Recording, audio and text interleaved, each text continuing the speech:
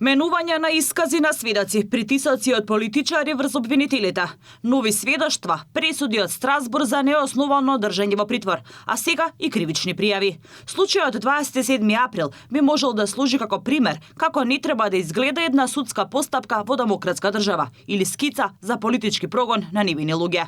Иако мина безмалку цела деценија од настанот, дел од луѓето кои беа прогласени за терористи уште гнијат во затвори и остареа чекајќи ја правдата да излезе на виделина.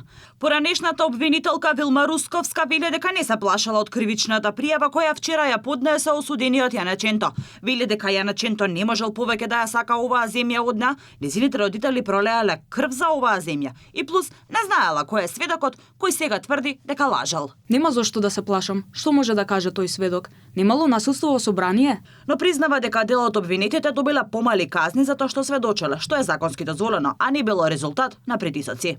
Но од друга страна, осудените велат вистината е поинаква. Самиот процес отвара повеќе прашања, како на пример тоа што клучниот сведок Александар Василевски Нинџа неколку пати го менуваше исказот, а токму неговото сведочење беше меѓу главните за пресудите и доби најмала затворска казна.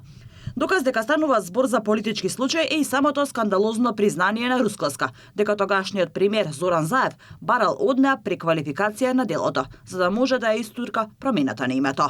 Ми се јави телефонски пред носење на закона за амнестија да ја извршам преквалификација на делото. Јас одбив. Ова го отвара прашањето дали луѓето беа осудени врз основа на докази или завршија зад решетки како терористи, за да послужат како пример што ќе се случи ако некој крене глас против промена на името.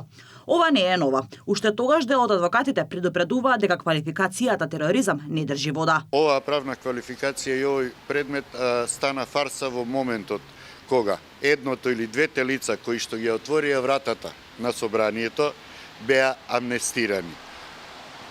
Доколку таа врата не беше отворена, овие луѓе и сите оние кои што беа на тој протест можеше да протестираат со денови, но никогаш не можеше да влезат во собранието. Ако тие што ги отворија вратите беа амнестирани, па потоа и гласаа за промена на името, тогаш се поставува прашањето зашто точно се осудени останатите. Настаните од 27 април 2017 година се случија во време на тешка политичка криза. За упадот во собранието беа обвинети 31 лица, од кои 16 добија вкупно 211 години затвор. Дел од нив во затворите ги помина и последните денови од животот. Во меѓувреме судовите остануваат на старото. Постапката е завршена. Апелација веќе го одби барањето за ново судење.